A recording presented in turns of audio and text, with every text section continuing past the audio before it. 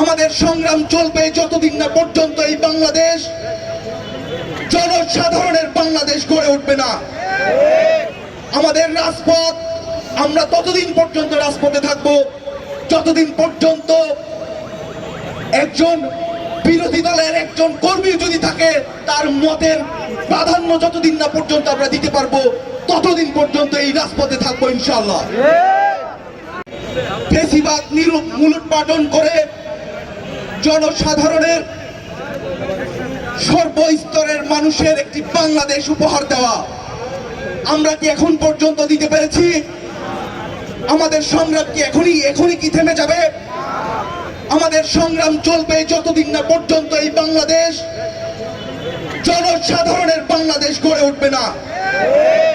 আমাদের রাজপথ, আমরা ততদিন পর্যন্ত রাজপথে থাকবো যতদিন পর্যন্ত একজন বিরোধী দলের একজন কর্মী যদি থাকে, তার মতের প্রাধান্য যতদিন না পর্যন্ত আমরা দিতে পারবো ততদিন পর্যন্ত এই রাজপথে থাকবো ইনশাআল্লাহ।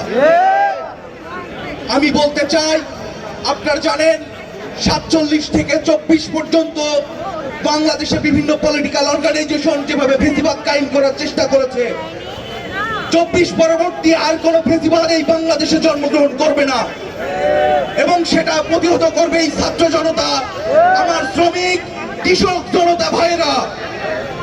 আমি বলতে চাই, আপনারা দেখছেন 24 পরবর্তী বিপ্লবে কিছু পলিটিক্যাল অর্গানাইজেশন বিভিন্নভাবে দখলদারিত্ব চালাচ্ছে। দেশের ক্ষমতা কি তারা নিয়েছে? দেশের ক্ষমতায় কারা? ছাত্র জনতা এই দেশের ক্ষমতায় আছে। আপনারা যে যার জায়গা থেকে প্রতিবাদ করবেন। বাংলাদেশে কোনো অন্যায় চলবে না, কোনো অবিচার চলবে না। বাংলাদেশ হবে আইনের শাসনে চলবে। বাংলাদেশ একজন গরু মানুষের প্রশ্নের উত্তর দিবেন। আমার ভাই কবরে, খুনি কেন বাহিরে? অ্যাকশন টু অ্যাকশন, অন্যায়ের বিরুদ্ধে, ছাত্রলীগের বিরুদ্ধে, এই কুত্তা লীগের বিরুদ্ধে, হাসিনার বিরুদ্ধে চলো রে চলো। 24 পরবর্তী আর কোন ফেসিবাদ এই বাংলাদেশে জন্মগ্রহণ করবে না এবং সেটা প্রতিহত করবে এই ছাত্র জনতা, আমার শ্রমিক কৃষক জনতা ভাইরা। আমি বলতে চাই, আপনারা দেখছেন 24 পরবর্তী বিপ্লবে কিছু পলিটিক্যাল অর্গানাইজেশন বিভিন্নভাবে দখলদারিত্ব চালাচ্ছে। দেশের ক্ষমতা কি তারা নিয়েছে?